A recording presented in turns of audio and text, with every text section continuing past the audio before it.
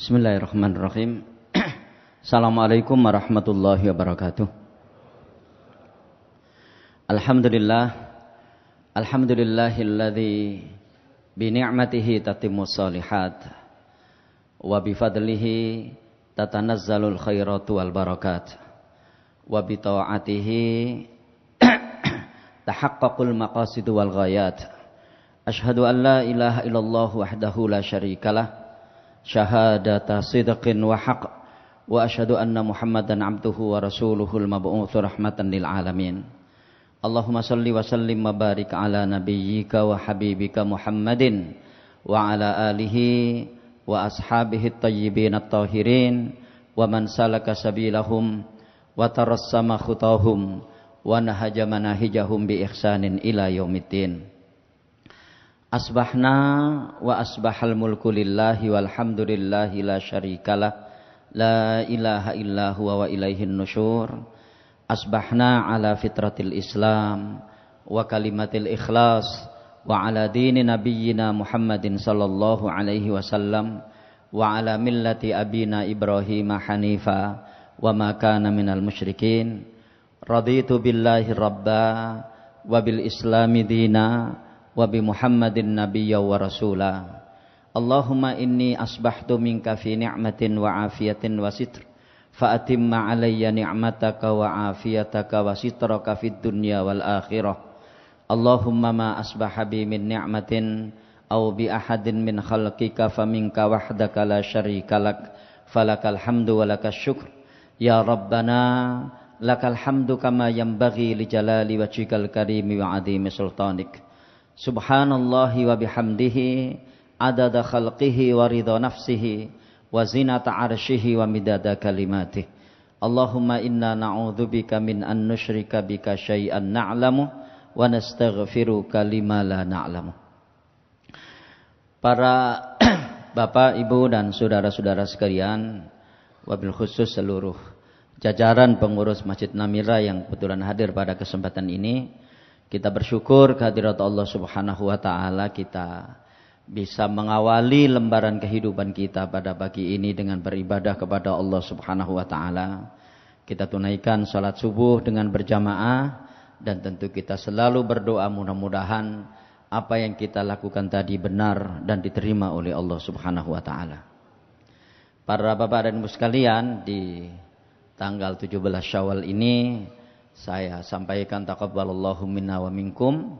Mudah-mudahan Allah Subhanahu wa taala menerima seluruh amal ibadah kita di bulan Ramadan kemarin, dan mudah-mudahan Allah memberikan umur kepada kita untuk bisa berjumpa kembali dengan bulan Ramadan di tahun-tahun yang akan datang.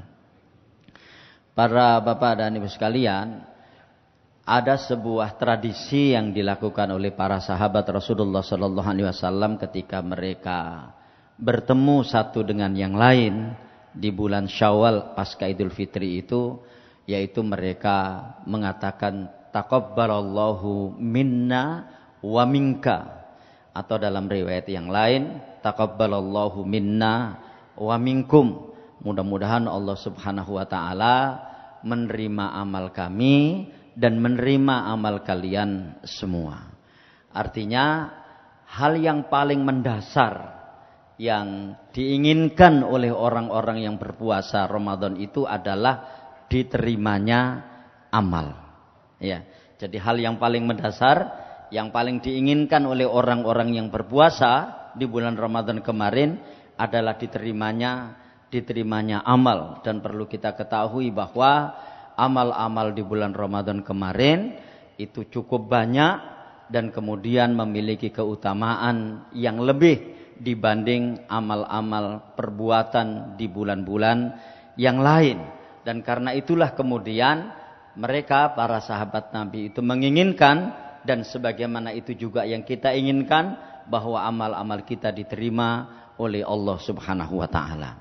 Tetapi satu hal yang mungkin perlu kita perhatikan adalah bahwa ada sebuah siklus amal manusia itu, ya, ada sebuah siklus amal manusia itu yang kemudian dikenal dengan istilah anti klimaks. Begitu. Jadi kita melakukan ibadah di bulan Ramadan kemarin, begitu sangat masif dan luar biasa banyak. Nah itu ada yang namanya anti klimaks. Biasanya anti klimaksnya itu adalah pasca Idul Fitri. Makanya hal yang perlu kita waspadai itu adalah pekan pertama bulan Syawal. Karena biasanya di pekan itu orang mengalami anti klimaks di dalam amalnya. Mari kita tanya pada diri kita masing-masing. Malam Idul Fitri itu kita qiyamul lail atau tidak? Ya, malam Idul Fitri itu kita qiyamul lail atau tidak? Kita tanyakan pada diri kita masing-masing. Hari pertama Idul Fitri itu kita tilawah Quran atau tidak? Mari kita tanya pada diri kita masing-masing. Dan wallahu a'lam bissawab, barangkali Bapak sekalian, saya tidak ingin menduga dan juga tidak ingin berpersepsi apa-apa. Kelihatannya sebagian besar kita parkir di hari itu dari berbagai macam ibadah yang kita lakukan pada bulan Ramadan sebelumnya. Inilah yang perlu kita waspadai. Jadi akhirnya kekhusyuan kita di dalam melakukan ibadah itu kemudian mengalami penurunan drastis di hari pertama, hari kedua, hari ketiga dan seterusnya di bulan Syawal, sehingga seolah-olah kita mengawali lagi untuk melakukan amal-amal perbuatan itu. Saya tidak tahu persis apa yang menjadi hikmah. Kenapa kemudian, ya Bapak Ibu sekalian, para ulama itu sepakat bahwa puasa Syawal itu yang paling baik dilakukan itu di tanggal 2 Syawal. Ya, meskipun semua mereka juga sepakat boleh dilakukan di hari-hari yang lain, yang penting di bulan Syawal. Tapi mereka semuanya sepakat paling utama itu dilakukan di tanggal 2 Syawal. Karena bunyi hadisnya adalah man shoma ramadhana thumma atba'ahu sittan min Syawal faka'annama siyamud dahr. Barang siapa yang berpuasa Ramadan kemudian melanjutkannya.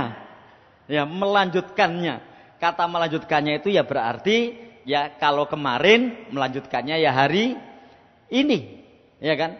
Beliau Rasulullah SAW bersabda demikian. Barang siapa yang berpuasa Ramadan kemudian melanjutkannya dengan 6 hari di bulan Syawal, maka nilainya sama dengan puasa satu tahun. Yang kemudian para ulama juga melogikakan kok disebut puasa 1 tahun itu seperti apa itu. Ya kan? Seperti apa? Ya. Jadi kalau kita lihat 1 tahun itu 360 hari rata-rata. Sementara amal perbuatan seseorang itu dibalas oleh Allah Subhanahu wa taala 10 kali lipatnya. Jadi kalau 30 hari misalnya kita puasa di bulan Ramadan, berarti 30 kali 10. Berapa 30 kali 10? 300. Kemudian ditambah 6 hari di bulan Syawal. 6 kali 10. Ya kan? Jadi 360. Ka'annama siyamud dahr. Seolah-olah seperti puasa setahun nilainya. Karena balasan Allah Subhanahu wa taala tentang amal perbuatan baik seperti itu. Ya. Jadi man jaa'a bil hasanati falahu asyru amsalihha. Kata Allah Subhanahu wa taala di dalam surat Al-An'am itu. Barang siapa yang melakukan satu kebaikan, maka akan dilipat gandakan pahalanya dengan 10 kali lipat. Ya, jadi seperti itu. Jadi kalau kita lihat di sini berarti ini ada sebuah semangat dan motivasi yang luar biasa agar orang tidak segera melupakan amal-amal yang dilakukan waktu Ramadan. Cuma kan kita kesulitan begitu ya, gimana Pak, banyak tamu. Ya kan? Banyak tamu. Sementara menghormati tamu itu hukumnya wajib. Masa kita nyuguhin jajanan di depan di atas meja seperti itu, kita menyuruh mereka makan dan kemudian kita tidak makan gitu. Ada banyak yang seperti itu dan mungkin kita juga mengalaminya. Kenapa Bapak Ibu sekalian? Karena biasanya begitu orang selesai melakukan perbuatan baik yang begitu banyak, kemudian setelah itu istirahat, maka biasanya istirahatnya juga cukup lama.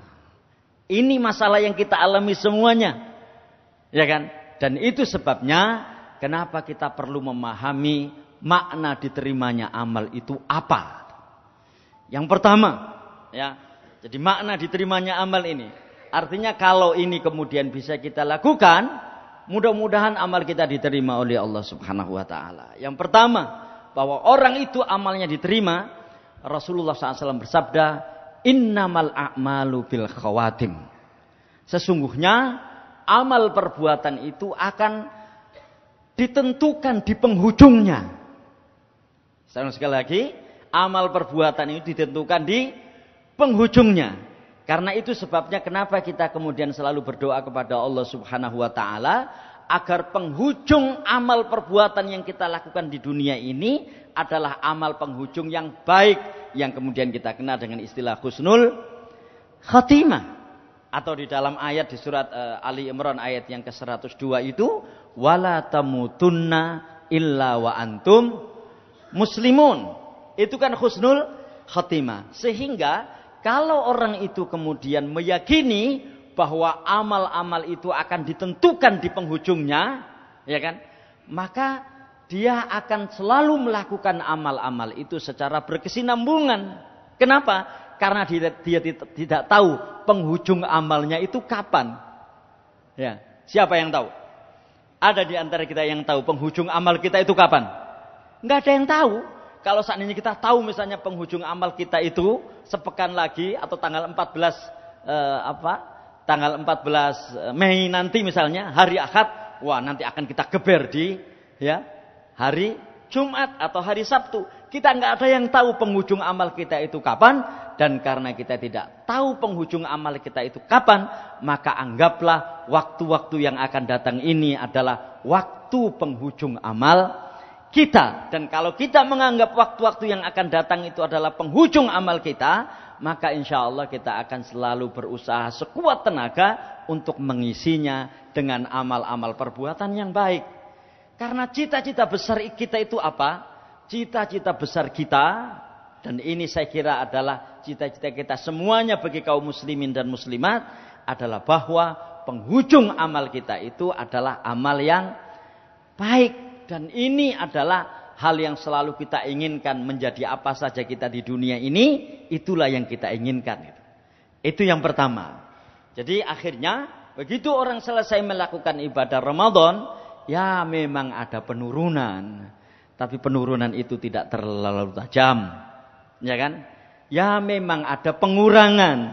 Tapi pengurangan itu tidak terlalu tajam. Dan seterusnya sampai kemudian parkir dan tidak melakukan kebaikan-kebaikan lagi pasca Ramadan. Tidak demikian.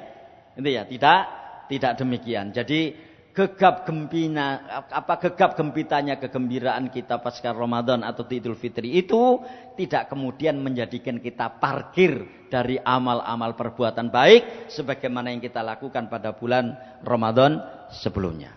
Itu yang pertama. Yang kedua, tanda diterimanya amal itu adalah ada seorang ulama yang bernama Ibnu Rajab Al-Hambali itu. Jadi kalau kita biasa mengkaji kitab kuning itu, ya itu ada buku yang berjudul Jawami'ul Hikam, ya, Jawami'ul Alim Ilm wal Hikam yang ditulis oleh beliau. Di situ beliau mengatakan inna min alamati qabulil hasanati al hasanata ba'daha. Sesungguhnya di antara tanda diterimanya sebuah kebaikan adalah munculnya kebaikan berikutnya. Saya ulang sekali lagi, di antara tanda diterimanya kebaikan itu adalah munculnya kebaikan berikutnya. Sehingga kalau kita habis melakukan berbagai macam kebaikan di bulan Ramadan kemarin, lu kok setelah Ramadan atau di bulan Syawal tidak ada kebaikan-kebaikan lagi yang kita lakukan, maka menurut ulama ini kira-kira amal-amal yang kita lakukan di bulan Ramadan kemarin tidak diterima. Karena tanda diterimanya sebuah kebaikan adalah munculnya kebaikan berikutnya. Jadi artinya Orang-orang yang beriman itu sekalian, ini memang saya ingin berbicara dalam kondisi yang ideal gitu ya. Orang-orang yang beriman itu adalah orang-orang yang tidak pernah bosan melakukan kebaikan. Ya, orang-orang yang beriman itu adalah orang-orang yang merasa aman dan nyaman ketika mereka melakukan kebaikan. Kenapa? Karena di sisi yang lain, mereka-mereka yang tidak beriman itu merasa di zona aman ketika melakukan dosa dan kemaksiatan. Dan mungkin naudzubillah, tsumma naudzubillah, mungkin juga ada di antara kita yang seperti itu. Ada orang yang nyaman ketika berdusta, sehingga mereka berdusta berkali-kali. Bahkan ketika mereka berdusta, mereka tidak merasa kalau mereka sedang berdusta. Iya kan? Kenapa ini terjadi? Karena mereka merasa di zona aman ketika melakukan kemaksiatan dan dosa. Ya. Lihatlah kondisi mereka-mereka yang suka berbohong itu. Dan naudzubillah, mudah-mudahan kita tidak demikian. Kenapa? Karena orang yang berbohong itu orang yang ketakutan. Apa takutnya? Takut bohongnya ketahuan. Kalau takut bohongnya ketahuan, maka dia akan berbohong yang di kali berikutnya supaya bohongnya yang sebelumnya tidak ketahuan. Itu masalahnya. Begitu dia tumpuk kebohongan itu secara akumulatif, berdusta sedemikian rupa, maka akhirnya kebohongan itu menjadi habit buat dia, dan dia merasa di zona aman ketika dia berbohong. Makanya Bapak sekalian, kalau kita lihat di dalam fenomena kehidupan kita sehari-hari, bohong itu menjadi kunci dari semua bentuk kemaksiatan dan dosa yang dilakukan seseorang. Nun sewu, mohon maaf gitu ya. Kalau ada seorang oknum suami yang selingkuh, pasti dia berbohong. Ya. Kalau ada seorang istri, naudzubillah, mudah-mudahan tidak demikian. Kalau ada seorang istri yang nakal misalnya, pasti dia berbohong. Ya kan? Kalau ada orang yang berzina, pasti dia berbohong. Kalau ada orang yang mencuri, pasti dia berbohong. Dan begitu kebohongan ini terakumulasi di dalam dirinya, ya kan, menumpuk kebohongan-kebohongan itu, akhirnya orang ini merasa di zona aman ketika berbuat bohong. Nah, Bapak sekalian, kenapa kita tidak merasa di zona aman ketika kita melakukan kebaikan? Kenapa kita tidak nyaman ketika kita berbuat baik? Kan begitu. Sholat tahajud terus, pegel misalnya gitu. Memang ada kondisi-kondisi seperti itu. Ya, ada kondisi-kondisi seperti itu. Nah, Bapak Ibu sekalian, ini peringatan buat saya pribadi dan kita semuanya, ya, begitu muncul kebosanan kita berbuat baik, ya, maka bayangkanlah saat itu nyawa kita akan diambil oleh Allah Subhanahu wa taala. Bayangkan kalau nyawa seseorang diambil oleh Allah Subhanahu wa taala dalam kondisi dia bosan berbuat baik, ya, kira-kira kematian model apa yang akan dia alami? Nah, itu yang kedua. Inna min qabulil min alamati qabulil hasanati al hasanata ba'daha. Sesungguhnya di antara tanda diterimanya sebuah kebaikan adalah munculnya kebaikan berikutnya. Wah, ini sulit, Pak. Iya, sulit. Iya kan? Iya, memang sulit gitu. Tapi bagi orang-orang yang beriman, yang sulit-sulit ini atas pertolongan Allah Subhanahu wa taala akan bisa menjadi mudah. Karena kadang-kadang kesulitan itu ada di dalam persepsi kita. Kita yang mempersepsikan sulit dan kemudian akhirnya menjadi sulit. Ya kan? Kan kadang-kadang seperti itu. Kenapa? Buktinya ada yang bisa melakukannya kok. Dan mereka juga manusia seperti kita, yang diberikan Allah Subhanahu wa taala waktu 24 jam sehari semalam seperti kita. Kenapa mereka bisa dan kemudian kita tidak bisa? Ya. Kenapa mereka bisa dan kemudian kita tidak bisa? Ya. Kenapa Bapak sekalian? Karena memang itulah hawa nafsu itu. Ciri hawa nafsu itu adalah selalu berusaha mencari argumentasi untuk membenarkan kesalahan-kesalahan yang dia lakukan. Itu ciri hawa nafsu. Ya. Ciri hawa nafsu. Sehingga kadang-kadang ya kan, mencari alasan untuk tidak melakukan perbuatan baik, ini kalau versi hawa nafsu ini ya, itu lebih mudah dibanding mencari argumentasi dan alasan untuk melakukan kebaikan. Nah, itu yang kedua, ya, ciri diterimanya amal itu. Yang ketiga, sekalian, ciri diterimanya amal itu, dan ini kita masih berada di bulan Syawal, itu adalah kecepatan kita merespon amal berikutnya setelah amal sebelumnya. Ya, kecepatan kita untuk merespon kebaikan setelahnya, setelah kebaikan sebelumnya. Ya, setelah kebaikan sebelumnya itu. Ini saya punya pengalaman, ya, punya pengalaman waktu haji tahun 2012.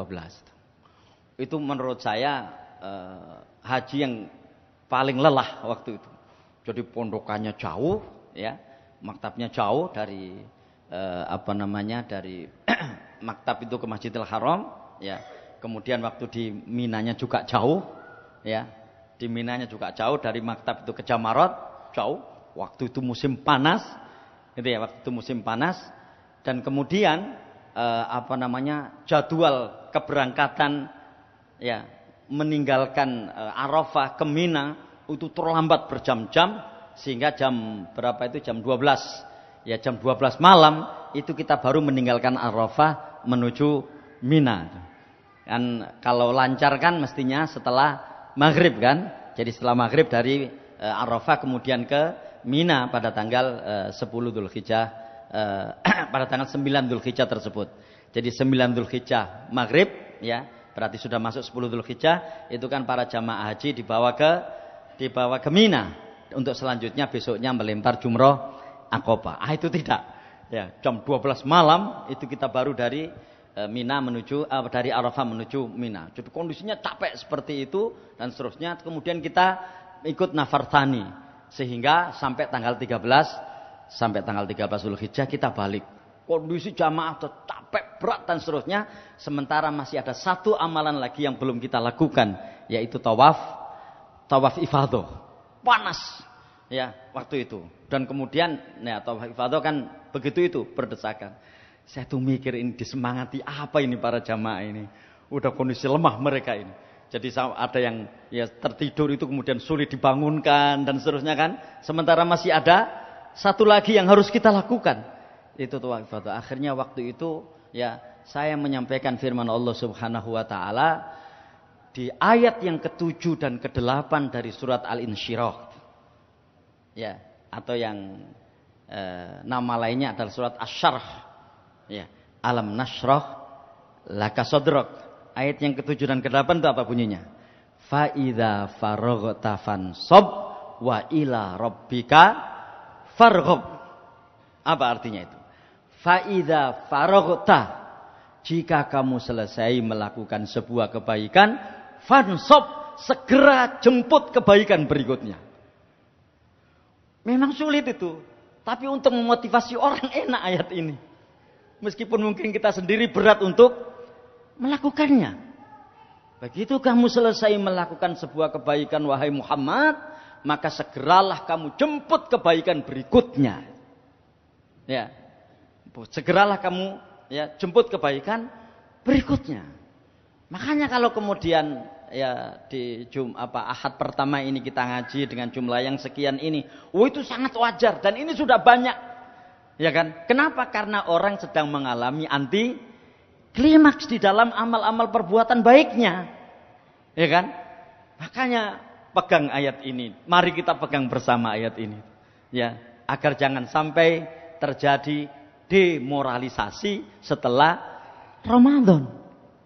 Ya, jangan sampai, sekali lagi, jangan sampai terjadi demoralisasi setelah Ramadan. Fa idza faraghta fansab wa ila rabbika farghab. Maka ketika kamu selesai melakukan sebuah kebaikan, segera jemput untuk melakukan kebaikan berikutnya. Fansab itu kan bangkit maknanya. Sementara orang habis melakukan kebaikan dalam jumlah banyak, itu kan capek, lelah. Dan lelah itu semuanya lelah pikiran, lelah kejiwaan, lelah fisik, ya kan? Tapi oleh Allah Subhanahu wa taala disarankan, dinasihatkan kepada Rasulullah SAW di ayat itu, fansob, segera bangkit untuk kemudian menjemput kebaikan-kebaikan berikutnya. Nah, Bapak Ibu sekalian, saya kira inilah yang kemudian menjadi basic kita, ya kan, untuk menjawab judul ini. Benarkah kita ini kembali kepada fitrah? Maka pada kesempatan ini saya ingin menyampaikan percakapan dua sahabat. Ya, jadi percakapan dua sahabat. Sahabat ini satu orang sahabat senior di kalangan muhajirin, yaitu Umar ibnul Khattab, dan satu orang sahabat senior dari kalangan Ansor, yaitu Mu'adz bin Jabal. Kedua sahabat ini memiliki keistimewaannya yang luar biasa masing-masing gitu ya. Umar bin Khattab kita tahu ya, beliau adalah khalifah yang kedua dari Khulafaur Rasyidin, dan kita juga tahu bagaimana kisah legenda beliau ketika masuk Islam. Ya, mungkin sudah dijelaskan, misalnya tadi disampaikan ada materi sirah sahabat ya. Mungkin sudah dijelaskan Umar bin Khattab ini beliau adalah sahabat yang luar biasa gitu. Ya, jadi sahabat yang luar biasa yaitu Umar ibnul Khattab.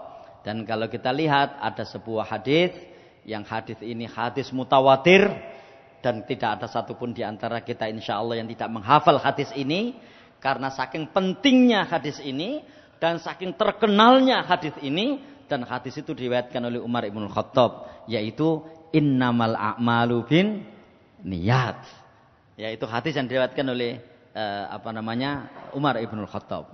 Ya, barangkali ya masih banyak keistimewaan beliau, kita bisa baca di dalam buku-buku sejarah tentang siapa Umar ibnul Khattab ini, di mana beliau begitu sangat luar biasa di masa jahiliyahnya di dalam memusuhi Islam, tapi kemudian ketika masuk Islam beliau berada di garda depan untuk kemudian membela Islam. Dan pada masa kekhalifahan beliau ada sebuah penaklukan yang luar biasa, di mana penaklukan ini diramalkan Rasulullah Shallallahu Alaihi Wasallam bahwa kaum muslimin akan menaklukkan Persia.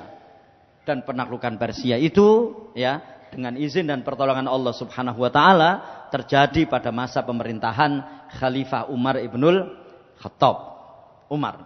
Yang kedua adalah Mu'adz bin Jabal. Ya, Mu'adz bin Jabal ini sahabat Rasulullah SAW dari kalangan Ansor, yang beliau sangat dikenal ahli kristologi. Ya, jadi dia faham betul bagaimanakah pernik-pernik yang terkait dengan agama itu. Dan kemudian Rasulullah SAW mengutus Mu'adz bin Jabal ini ke sebuah tempat di mana di situ Kristen Ortodoks sangat kuat, yaitu Yaman waktu itu. Ya, beliau mengutus Mu'adz bin Jabal ke sana.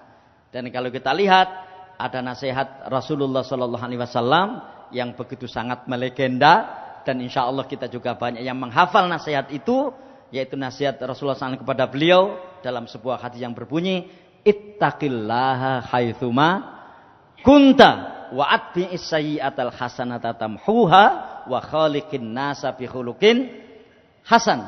Ya kan? Itu disampaikan Rasulullah Sallallahu Alaihi Wasallam kepada dua orang sahabat, yaitu Mu'adz bin Jabal dan Jundub bin Junadah atau Abu Dzal Al-Ghifari. Saya kira ya mungkin kita bisa merujuk kembali keistimewaan beliau ya yang sangat luar biasa. Dan Bapak Ibu sekalian, ini yang perlu saya sampaikan gitu ya. Kemarin waktu pandemi Covid itu ada image-image yang tidak baik, bahwa orang yang meninggal karena Covid itu tanda-tandanya dia disiksa oleh Allah Subhanahu wa taala dan seterusnya. Sahabat Mu'adz bin Jabal ini meninggal karena virus Ta'un di Syam. Jadi waktu itu ada virus yang bernama Ta'un, itu begitu sangat luar biasa virus ini, ya kan? Sehingga ya ada beberapa sahabat meninggal waktu itu. Dan yang meninggal tidak tanggung-tanggung, yang pertama meninggal dari sahabat itu adalah gubernurnya, yaitu Abu Ubaidah ibnul Jarrah. Abu Ubaidah ini meninggal ya karena virus itu, dan kemudian digantikan oleh Mu'adz bin Jabal. Dan Mu'adz bin Jabal kemudian ya qadarullah meninggal karena virus itu. Dan akhirnya diganti oleh seorang sahabat Amr bin As, ya. Dan kemudian Amr bin As ini menerapkan apa yang kita kenal sekarang ini, physical distancing atau social distancing. Waktu itu para sahabat disuruh lari ke atas bukit untuk berjarak antara satu dengan mereka supaya virus itu tidak mengenai mereka. Dan dengan pertolongan dan izin Allah Subhanahu wa taala, virus itu kemudian berhenti. Nah, ini yang meninggal salah satunya, itu sahabat yang bernama Mu'adz bin Jabal. Nah, di dalam tafsir yang dikarang oleh Imam Muhammad Ibnu Jarir At-Tabari, ya, beliau mengisahkan tentang percakapan ini. Kita lihat di sini. Marra Umar radhiyallahu anhu bi Mu'adz bin Jabal faqala. Jadi suatu ketika Umar bin Khattab radhiyallahu an lewat di depan Mu'adz bin Jabal, faqala, kemudian bertanya, "Ma qiwamu hadhil ummah?" Wahai Mu'adz, apa yang menjadi pilar penguat dari umat ini? Ya, apa yang menjadi pilar penguat dari umat ini? Ya, itu apa?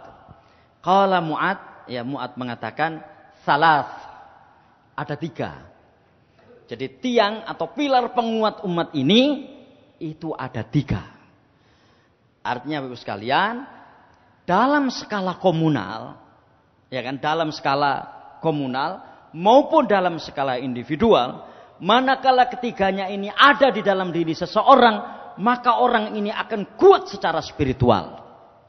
Ya, akan kuat secara ideologis. Ya, akan kuat secara ideologis. Yang kita lihat pada diri kita masing-masing dalam bab ini gitu. Begitu 3 ini ada di dalam diri kita, maka kita akan kuat secara ideologis, kita akan kuat secara spiritual terkait dengan hubungan vertikal kita dengan Allah Subhanahu wa taala. Nah, wahunnal munjiat. 3 ini adalah penyelamat. Ya, 3 ini adalah penyelamat. Gitu. Yang pertama al-ikhlas. Ya. Yang pertama adalah ikhlas. Wahiyal fitrah. Ya. Fatarallahu, ya, fitratallahi allati fataran nasa 'alaiha. Jadi yang pertama adalah ikhlas, dan ikhlas itu adalah fitrah. Sebagaimana Allah berfirman di surat Ar-Rum, surat yang ke-30, ayat yang ke-30, fitratallahi allati fataran nasa 'alaiha. Nah, kan kita ingin ini kan? Pasca Ramadan ini atau setelah Ramadan kan kita ingin ini kan, ingin fitrah ini kan? Dan kalau kita lihat di dalam Al-Quran Bapak sekalian, itu ada banyak padanan kata-kata fitrah itu. Ya, ada fatoro, ada fatir, ada maftur, dan seterusnya. Tapi yang dengan akar kata fitrotun itu cuma 1. Ya, yaitu di surat Ar-Rum ayat yang ke-30 itu. Fa'aqim wajhaka lid-dini hanifa fitratallahi allati fataran nasa 'alaiha. La tabdila li khalqillah, dzalikat dinul qayyim, walakinna aktsaran nasi la ya'lamun. Yang pertama. Yang kedua, pilar yang kedua adalah wassalah. Salat. Ya, salat wahiyal millah, dan salat itu adalah representasi utama agama. Ya, representasi utama agama. Nah, nanti akan kita jelaskan itu. Yang ketiga, wat ta'ah. Taat, wahiyal ismah, dan taat itu adalah penjagaan. Faqala Umar, maka kemudian Umar mengatakan, shadaqta, kamu benar. Ya, kamu benar. Nah, sekalian kita lihat di sini masing-masing itu. Jadi ikhlas, kemudian salat, dan yang ketiga taat. Manakala ketiganya ini ada di dalam diri seseorang, atau manakala ketiganya ini ada di dalam, ya, komunitas masyarakat muslim tentunya, maka mereka akan kuat secara ideologis, akan kuat secara spiritual, sehingga mereka ini tidak terganggu oleh waktu dan tempat. Di semua waktu dan tempat insya Allah mereka semuanya ini tetap baik, ya, karena memang kan kondisi kita kan seperti itu. Ya, misalnya ketika kita umrah atau haji, bayangkan ketika kita sholat di Masjidil Haram misalnya, maka auranya, ya, hawanya Itu kan beda dengan manakala kita sholat di masjid atau di musola di depan rumah kita. Atau nggak jauh-jauh lah kita sholat di Masjid Namira ini saja misalnya. Ya, itu kan akan berbeda. Auranya itu ketika kita sholat di tempat yang lain. Ya, kan seperti itu. Nah, tapi orang yang memiliki ketiganya ini, dia nggak ada masalah dimanapun dia sholat. Ya kan? Kapanpun dia sholat. Ya, maka dia akan tetap baik. Akan tetap memiliki kualitas yang sama. Kalaupun toh ada kualitas yang berbeda, itu tidak terlalu jauh. Ikhlas, sholat, dan taat. Mari kita lihat pada diri kita masing-masing ketiganya ini. Sejauh apa ketiganya ini penetrasinya di dalam diri kita itu. Nah, yang pertama adalah ikhlas. Ini ada hadis yang ya luar biasa yang diriwayatkan oleh Imam An-Nasai. Ya, tidak tahu saya ini ketika ngetik HR itu jadi hari gitu ya. Nah ini lupa belum diedit. Dari Mus'ab bin Sa'id an abihi annahu dhanna anna lahu fadlan ala man dunahu min ashabin Nabi sallallahu alaihi wasallam. Jadi dari sahabat yang bernama dari seorang tabi'in yang bernama Mus'ab bin Sa'id dari bapaknya, dan bapaknya adalah sahabat, annahu dhanna anna lahu fadlan ala man dunahu min ashabir Nabi sallallahu alaihi wasallam. Jadi dia menduga bahwa dia ini lebih utama dibanding sahabat-sahabat yang lain. Dari sahabat Nabi sallallahu alaihi wasallam. Faqala Nabiyullah sallallahu alaihi wasallam, maka Nabi Muhammad sallallahu alaihi wasallam bersabda, ya, innama yansurullahu hadhil ummah bidha'ifiha bida'watihim wa sholatihim wa ikhlasihim. Sesungguhnya Allah Subhanahu wa taala itu akan memenangkan umat ini lewat orang-orang yang lemah di kalangan mereka. Dengan apa? Dengan doa mereka. Dengan apa? Dengan sholat mereka. Dengan apa? Dengan keikhlasan mereka. Ya. Nah, Imam Ibnu Hajar Al-Asqalani itu menjelaskan hadis ini gitu. Jadi istilahnya kenapa kalau Allah Subhanahu wa taala ya akan menolong umat ini, memenangkan umat ini lewat orang-orang yang lemah di kalangan mereka, ya kan? Karena orang-orang yang lemah atau orang-orang miskin itu kira-kira saja ini kata Imam Ibnu Hajar itu orang yang gampang dekat kepada Allah Subhanahu wa taala. Pikirannya enggak banyak-banyak. Kira-kira begitu. Ya, sehingga ketika mereka berdoa kepada Allah Subhanahu wa taala, ya kan? Itu kira-kira mereka ini cepat sampainya kepada Allah doa itu karena tidak ada rintangan-rintangan yang menghalangi doa mereka itu kepada Allah Subhanahu wa taala. Dan itulah sesungguhnya yang kita inginkan, ya kan? Dan semakin banyak orang itu di dalam kehidupannya terkena berbagai macam virus-virus keduniaan, atribut-atribut keduniaan, apakah itu berupa harta kekayaan, jabatan, kekuasaan dan lain sebagainya, semakin banyak itu merecoki dirinya, maka dia akan semakin sulit doanya itu untuk sampai kepada Allah dalam waktu cepat. Wallahu a'lam, kira-kira seperti itu. Itu sebabnya kenapa orang-orang kaya itu diperintahkan oleh Allah Subhanahu wa taala untuk menjadikan kekayaannya itu dekat dengan Allah Subhanahu wa taala. Disuruh infak, disuruh zakat, disuruh terlibat aktif di dalam meringankan beban orang. Kenapa diperintahkan seperti itu? Ya kan? Agar harta kekayaannya itu tidak merintangi sampainya doa dia di hadapan Allah Subhanahu wa taala. Nah, ini ada kalimat ya kan, bid'awatihim wa sholatihim wa ikhlasihim. Sesungguhnya Allah Subhanahu wa taala akan memenangkan umat ini lewat orang-orang lemah di kalangan mereka.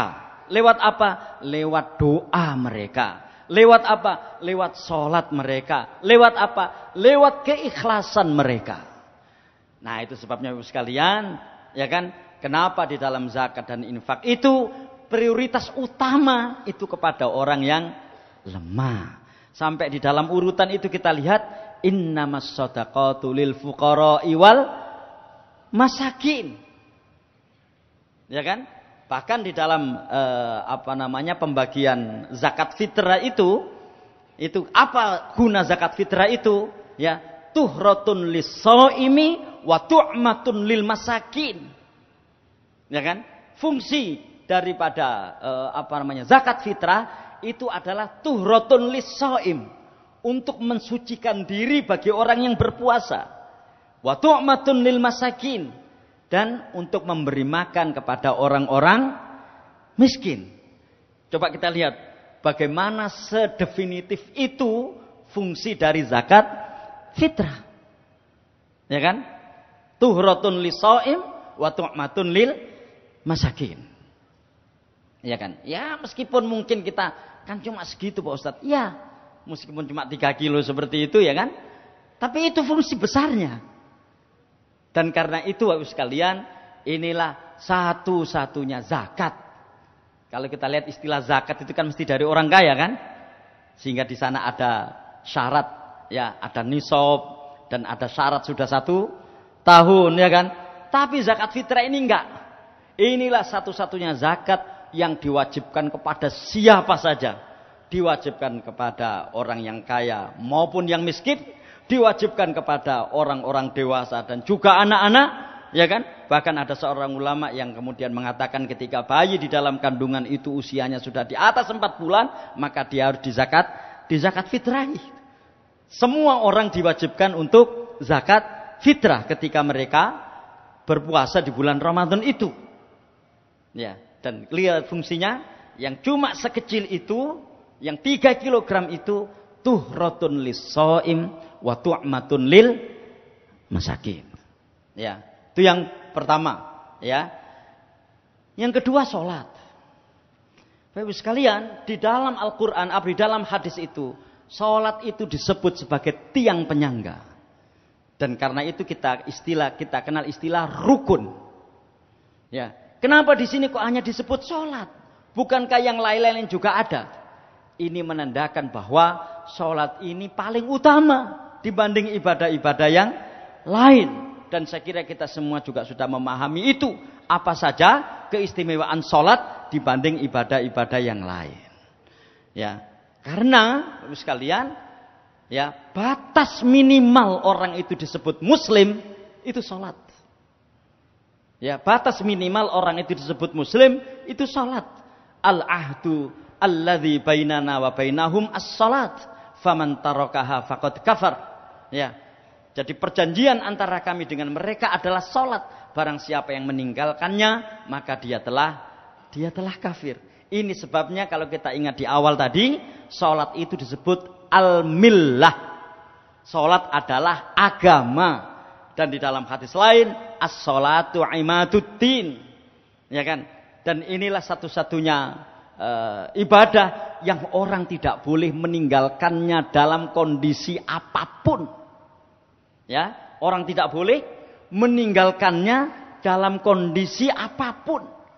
Ya, sehingga sampai kemudian ada cara-cara sholat bagi orang-orang yang tidak mampu. Ya, ketika mampu berdiri, ketika tidak mampu duduk, ketika tidak mampu duduk berbaring, ketika tidak mampu berbaring berisyarat. Dan itu hanya sholat yang seperti itu. Ya, hanya sholat yang seperti itu. Ya, apakah dia kaya, apakah dia miskin? Ya, semua harus melakukan ini. Makanya di pertama tadi kita sampaikan as-sholatu wahiyal millah, dan salat itu adalah agama. Yang kedua, yang ketiga taat. Ya, Bapak sekalian, konsep taat di dalam Islam itu ini. Ya, jadi konsep taat di dalam Islam itu ini. Taat harus standar sebagaimana manhaj atau sistem taat yang telah ditentukan oleh Allah Subhanahu wa taala dan Rasulnya. Tidak boleh mengurangi dan juga tidak boleh menambah. Nah, ini ada sebuah hadis yang diriwayatkan oleh Imam Bukhari dan Muslim, ya, dari seorang sahabat yang bernama Abu Hurairah, yang nama beliau aslinya adalah Abdurrahman bin Sakhr ad-Dausi, ya. Beliau mengatakan, sami'tu Rasulullah sallallahu alaihi wasallam yaqul. Aku mendengar Rasulullah sallallahu alaihi wasallam bersabda, "Ma nahaitukum anhu fajtanibuh." Apa yang aku larang, tinggalkanlah. Ya. Wa ma amartukum bihi fa'tu minhu mastata'tum. Dan apa yang aku perintahkan, lakukanlah. Ya kan? Semampu kalian. Fa innama ahlakal ladzina min qablikum kathratu masailihim wa ikhtilafuhum ala anbiyaihim. Sesungguhnya, ya kan, yang menyebabkan orang-orang sebelum kalian itu rusak itu karena banyaknya pertanyaan-pertanyaan mereka dan banyaknya perselisihan dan persengketaan mereka kepada nabi-nabi mereka. Nah, nanti lihat di surat Al-Baqarah itu, di juz 1 itu ada kisah tentang bagaimana rewelnya Bani Israel itu ketika mereka menerima perintah dari Allah Subhanahu wa taala lewat Nabi Musa. Ya kan? Kan kemudian diperintahkan Musa, perintahkan mereka untuk menyembelih sapi. Diperintahkan mereka menyembelih sapi. Tapi kemudian mengatakan, Musa, sapi yang bagaimana? Ya kan? Sapi yang bagaimana? Nabi Musa mengatakan, sapi yang tidak tua dan tidak muda, tengah-tengahnya. Tanyakan lagi Musa kepada Tuhanmu, sapinya itu warnanya apa? Ya kan? Itu mereka. Sampai akhirnya kemudian Nabi Musa mengatakan, sapinya itu warnanya kuning keemasan. Is okay Musa, tanyakan lagi kepada Tuhanmu, sapi itu pernah dipakai nyingkal atau tidak? Itu. Tahu nyingkal ya? Membajak sawah atau tidak? Ya. Kan itu akhirnya pertanyaan-pertanyaan itu, akhirnya itulah yang menyulitkan mereka kemudian.